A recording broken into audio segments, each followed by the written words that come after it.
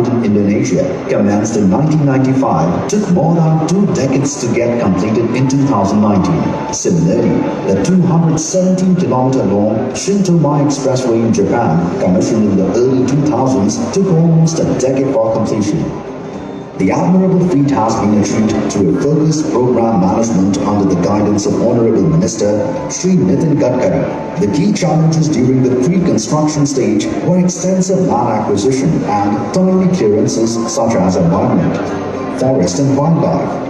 Land acquisition for an area of 15,000 hectare land was completed in short span of time, with land acquisition for Delhi to Vadodara section completed in less than 1 year. In addition, the statutory clearances were obtained in parallel to save time during implementation.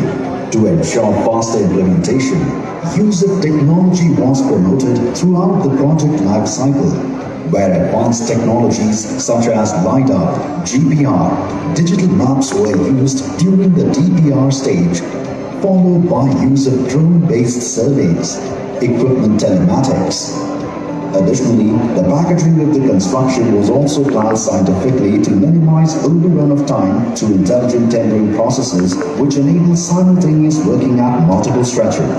DME passes multiple diverse regions such as forests, arid lands, mountains, rivers and extensive work has gone to ensure that the highway stands the test of time.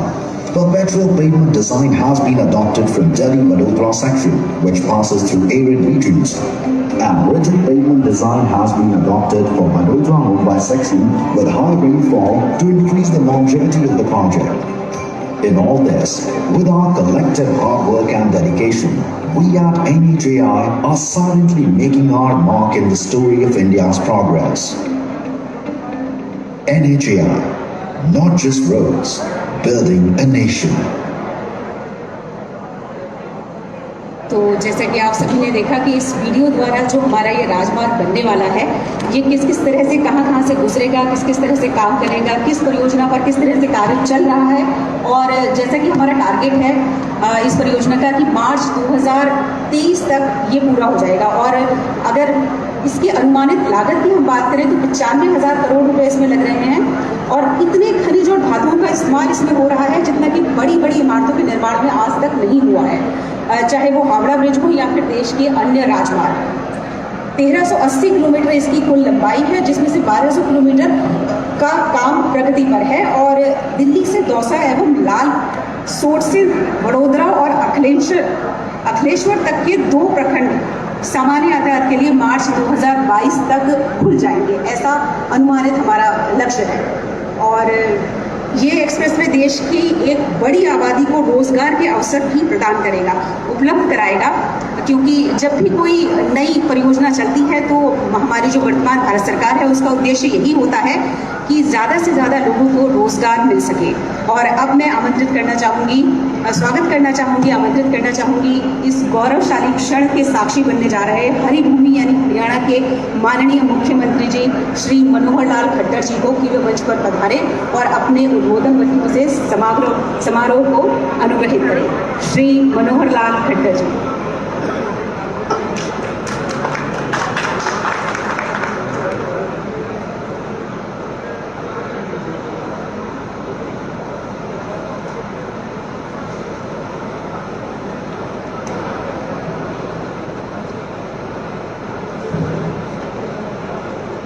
मंच पर विराजमान भारत सरकार के हमारे सड़क मार्ग के केंद्रीय मंत्री आदरणीय श्री नितिन गडकरी जी,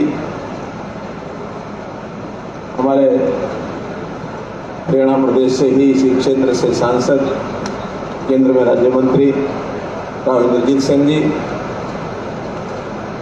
विभाग के सभी वरिष्ठ अधिकारीगण, उपस्थित सभी बंधुओं, पत्रकार छायाकार मित्रों, आज ये बहुत ही एक प्रसन्नता का प्रसंग है कि देश भर में सड़कों का जाल बिछाने वाले जो एक ऐसे यशस्वी हमारे अनथक मेहनती हमारे केंद्रीय मंत्री, जिन्होंने सड़क मार्गों का जाल बिछा दिया, और आज भी उनकी ओर से हमेशा यही हमसे पूछा जाता है कि बताइए और कौन सी सड़क बनानी है। हम बताते नहीं हैं, बल्कि उनकी ओर से आ जाता है कि आपके यहाँ से ये सड़क और अच्छी रहेगी, इसको भी बनवा लीजिए। कभी इन्होंने उसमें कोई ऐसी बात नहीं कही जिसके कारण से कहीं कोई कठिनाई आती है। ना धन की कठिनाई आती है, ना योजना की कठिनाई आती है। अभी पिछले दिनों में हमने कहा कि दिल्ली से एक अमृतसर सीधी रोड और बाद में अमृतसर से वो जम्मू तक जाएगी, एक स्पेशल एक्सप्रेस वे। तुरंत पंजाब के मुख्यमंत्री को हमको बुलाया कि इसका अलाइनमेंट बताइए और तुरंत फाइनल कर दिया। इसी प्रकार हमने कहा कि हमारी कोई ईस्ट से वेस्ट हरियाणा के बीचों बीच एक मार्ग हमको चाहिए जो पानीपत से शुरू होकर के और डबवाली तक जाए। इन्होंने उसी समय उसका फिजिबिलिटी उसकी दिखाई और तुरंत उसको मान लिया। जब भी कोई मार्ग हमने कहा है उसी समय आपने मान लिया है। अभी कितने ही हमारे राष्ट्रीय राजमार्ग वो बन रहे हैं, अंडर कंस्ट्रक्शन है, कितने ही आगे प्रोसीडिंग स्टेज में है।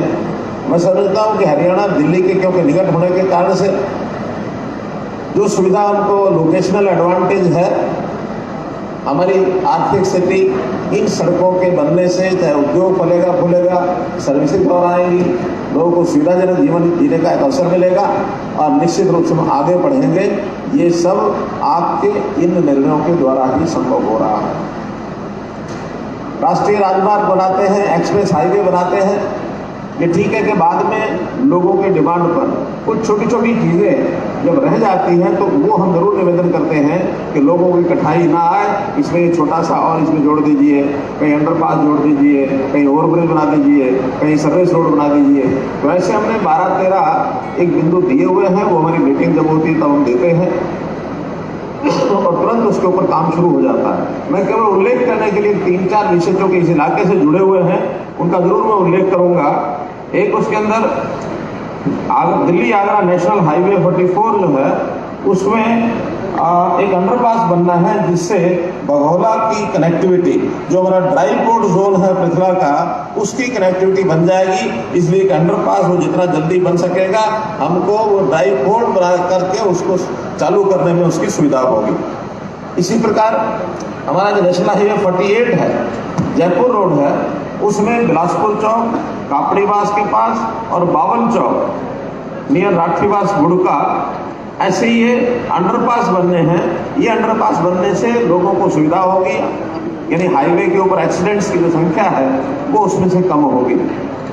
इसी प्रकार पलवल अलीगढ़ नेशनल हाईवे और उसके ऊपर ईस्टर्न पेरिफेरल एक्सप्रेस हाईवे, ये दोनों एक दूसरे के ऊपर से यानी एक दूसरे को काट रहे हैं, लेकिन वहाँ उसका जो इंटरचेंज बनना है वो इंटरचेंज जब तक नहीं बनेगा तब तक एक मार्ग से दूसरे मार्ग का उपयोग करने वाले लोगों को वो कठिनाई आएगी, उनको लंबा रास्ता तय करना पड़ता है। उस इंटरचेंज को भी बनवाया जाए। ऐसे ही ये जो दिल्ली वडोदरा एक्सप्रेस जिसके ऊपर आज हम आए हैं, इसका नू मटकोला पलवल रोड के साथ कनेक्ट करने के लिए एक सर्विस रोड की आवश्यकता पड़ेगी। वो service road western peripheral road यानी केएमपी के साथ उसको मिलाएगी और अगर सर्विस रोड मिल जाती है, बहुत कम छोटा टुकड़ा है, तो इन दोनों सड़कों का ट्रैफिक एक दूसरे के साथ मिल जाएगा। इस काम के लिए हम प्रार्थना करेंगे कि जरूर होना चाहिए। फरीदाबाद शहर जेवर एक्सप्रेस रोड के साथ मिल जाए और उसको भी जो ईस्टर्न एक्सप्रेस वे है अर्थात केजीपी, उसके हम मिलाने के लिए एक छोटा टुकड़ा बनाना होगा। छांसा विलेज के अंदर उस इंटरचेंज को बनाया जाए ताकि फरीदाबाद को भी ईस्टर्न एक्सप्रेस वे का लाभ मिले और आगे चल करके जेवर पोर्ट उसका भी फरीदाबाद के साथ उसकी कनेक्टिविटी बने। कुल मिलाकर इस दक्षिण हरियाणा के साथ जुड़े हुए ये कुछ 5-6 विषय हैं। शेष हमारे उत्तर हरियाणा के, मध्य हरियाणा के विषय हैं। कुल 18 विषय हमने लेकर के दिए हैं और इंजीनियर से हमारी बात हो रही है, सब पर काम चल रहा है, उसमें थोड़ा गति आए, इतनी मेरी आपसे प्रार्थना है। अब ये जो मार्ग जिसके ऊपर आज हम खड़े हैं, ये जो एक्सप्रेस वे दिल्ली वडोदरा, इस मार्ग से बनने से इस क्षेत्र के अंदर इन्वेस्टर्स भी आएंगे, उद्योगपति उद्योग लगाएंगे, यहाँ के लोगों को रोजगार मिलेगा। कुल मिलाकर के कोई भी एक मार्ग होता है, सड़क होती है, वो द्योतक होता है उस इलाके की आर्थिक प्रगति का। तो निश्चित रूप से ये जो इलाका है, चाहे इसमें पलवल जिला है, नूंह जिला है, गुरुग्राम जिला है, इन तीनों जिलों के लोगों को इसका बहुत बड़ा लाभ मिलने वाला है। कुल मिलाकर के लगभग 73 गांव इन तीनों जिलों के इस मार्ग के आसपास साइडों में आते हैं, इनको सबको इसका लाभ मिलेगा। आज यहाँ इस कार्यक्रम में आप कुल मिलाकर इसका निरीक्षण करना है, क्योंकि अभी इसका काम चालू है और बहुत जल्दी पूर्ण होने वाला है। तो मुझे बहुत ही अच्छा लगा, मैं आपका धन्यवाद करता हूँ कि आप इस कल्चरल काम को निरीक्षण करने से इस काम में और गति आएगी। आप पधारे, हरियाणा की ओर से आपका बहुत बहुत आभार, बहुत बहुत धन्यवाद।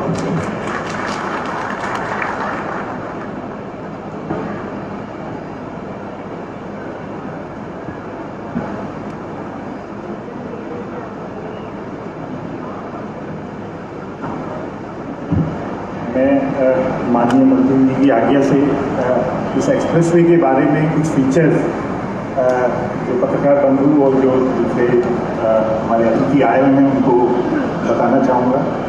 कि टोटल एक्सप्रेसवे जो दिल्ली से मुंबई के बीच में हम बना रहे हैं 1380 किलोमीटर इसकी लंबाई है और ये 8 लेन का एक्सप्रेसवे होगा जो कि फुल्ली एक्सेस कंट्रोल है।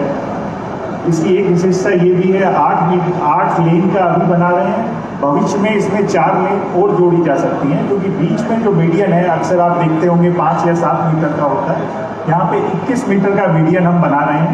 और भविष्य में जब ट्रैफिक बढ़ जाएगा तो 2-2 लेन बीच में हम और ऐड कर देंगे, ताकि ये 12 लेन का एक्सप्रेसवे हो जाएगा, जो कि अपने आप में वर्ल्ड का अनूठा एक्सप्रेसवे होगा। कोई भी 12 लेन का एक्सप्रेसवे इतनी बड़ी लंबाई का नहीं बना है। इस एक्सप्रेसवे की कल्पना 2019 में की गई थी और 2023 जनवरी हमारा टारगेट है इसको पूरा करने के लिए। 1380 किलोमीटर में से 1200 किलोमीटर में हमारे कार्य ग्राउंड पे चल रहे हैं, ऑलरेडी तेजी से कार्य प्रगति पे हैं। हमने सभी पत्रकार बंधुओं को एक बुकलेट दी है जिसमें पैकेज वाइज, स्ट्रेचेज वाइज क्या क्या स्टेटस है वर्क का, वो हमने डिफाइन किया है। इस एक्सप्रेसवे के 2 खंड दिल्ली से लेकर दौसा तक जो कि जयपुर को कनेक्ट करेगा, मार्च 2022 में हम पूर्ण कर लेंगे। कार्य हमारा एडवांस स्टेज में है। उसके अलावा वडोदरा से अंकलेश्वर और एक 100 किलोमीटर का सेक्शन हम इस साल मार्च 22 में पूरा करेंगे और उसको ट्रैफिक के लिए ओपन कर देंगे। इस एक्सप्रेसवे पे दिल्ली से या दिल्ली रीजन से आने के लिए प्रमुख तरीके से 2 रास्ते होंगे। एक रास्ता है आप दिल्ली गुड़गांवा रोड पकड़ के राजीव चौक आएंगे, वहाँ से गुड़गांवा सोना रोड पे हम एक एलिवेटेड रोड बना रहे हैं, वो कार्य भी तेज़ी से चल रहा है, मार्च तक होगा और आप सोना के पास में इस एक्सप्रेसवे पे चल सकते हैं। दूसरा, जो दिल्ली के मध्य में लोग रह रहे हैं या जो ईस्टर्न दिल्ली में है, नोएडा, उस रीजन से जो आने वाले हैं, वेस्टर्न यूपी से आने वाले हैं, उनके लिए 2 मार्ग हैं। एक हम स्पर बना रहे हैं डीएनडी इंटरचेंज दिल्ली में रिंग रोड पे सराय काले खां के पास है, आप सब लोग उसके बारे में जानते हैं। वहीं से एक एक्सप्रेसवे का स्पर बना रहे हैं जो सीधा केएमटी इंटरचेंज जो इस एक्सप्रेसवे का है वहाँ से लाके कनेक्ट करेंगे, उस पर भी कार्य तेजी से चल रहा है। अभी रिसेंटली एक जेवर एयरपोर्ट को भी कनेक्ट करने के लिए मंत्री जी ने एक स्पर स्वीकृत किया है, उस पर भी हमने कार्य शुरू कर दिया। इसके अलावा मुंबई एंड पे जेएनपीटी को कनेक्ट करने के लिए, जो एक बहुत बड़ा पोर्ट है देश का, उसको भी कनेक्ट करने के लिए हम स्पर बना रहे हैं और उसका भी कार्य आगे चल रहा है। इसके अलावा इस एक्सप्रेसवे पे कुछ और विशेषताएं हमने रखी हैं। मीडियन में प्लांटेशन होगा, एवेन्यू प्लांटेशन होगा, वाटर रिचार्ज की फैसिलिटी हर 500 मीटर पे है, ताकि जो बारिश के दौरान पानी बह जाता है वो ग्राउंड वाटर रिचार्ज हो, वो भी इसका एक इंटीग्रल पार्ट है। उसके अलावा नई नई तकनीकी हम इसमें इस्तेमाल कर रहे हैं। जो पेमेंट हम बना रहे हैं बिटुमिनस की, वो 50 साल की डिज़ाइन लाइफ की परपेचुअल पेमेंट बना रहे हैं दिल्ली से बड़ौदा के बीच में, और बड़ौदा से मुंबई के बीच में हाई रेनफॉल होने के कारण कंक्रीट पेमेंट हम इसकी बना रहे हैं। इस एक्सप्रेसवे के लिए 15,000 हेक्टेयर का लैंड एक्विजिशन रिकॉर्ड समय में किया गया, जिसके कारण कार्य अब तेजी से चल रहा है। हरियाणा में, अगर मैं हरियाणा की बात करता हूं तो टोटल इस एक्सप्रेसवे की 160 किलोमीटर लंबाई हरियाणा में है, इंक्लूडिंग 2 स्पर जो हैं। और इस पर तकरीबन भारत सरकार 11,000 करोड़ रुपए का इन्वेस्टमेंट इस एक्सप्रेसवे पे हरियाणा में कर रही है। इस एक्सप्रेसवे की दूसरी खूबी ये है कि हर 25 किलोमीटर पे एक वे साइड एमिनिटी होगी। इस वे साइड एमिनिटी में यात्रियों के या ट्रकों के लिए रुकने की, रिपेयर की, खान पान की और आराम करने की सब तरह की व्यवस्थाएं होंगी। उसके लिए भी ऑलरेडी कंस्ट्रक्शन चालू है और उनको ऑपरेट करने के लिए ऑपरेटर अपॉइंट करने की प्रक्रिया ऑलरेडी हमारी चल रही है। इसके अलावा इस एक्सप्रेसवे में हमें जो जितने भी काम हो रहे हैं उनकी क्वालिटी का पूरा ध्यान रखा जा रहा है। उसको हर स्तर पे उसकी जांच की जा रही है ताकि एक्सप्रेसवे अच्छी क्वालिटी का और समय पे हम पूरा कर सकें। ऐसा मैं विश्वास मंत्री जी को भी दिलवाना चाहूँगा। अब मैं माननीय मंत्री जी से निवेदन करूँगा वो आके आपको इस एक्सप्रेसवे के बारे में बताएंगे और हमें आगे का मार्गदर्शन करें। Thank you.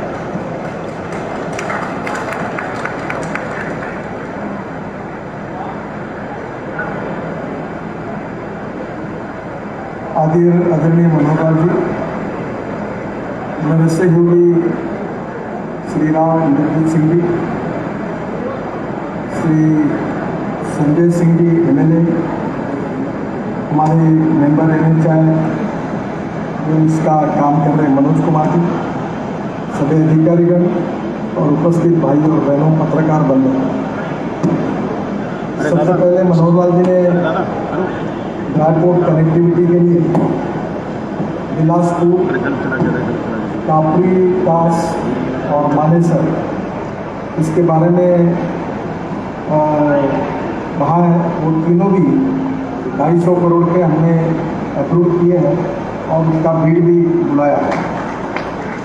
पलवल से अलीगढ़ जो इंटरचेंज है वो भी अप्रूव कर दिया।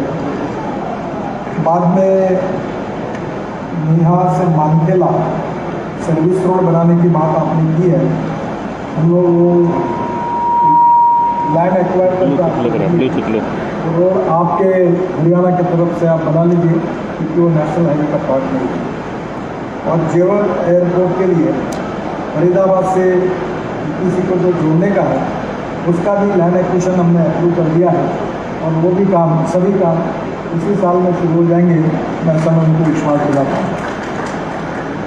मुझे खुशी है कि वर्ल्ड का ये सबसे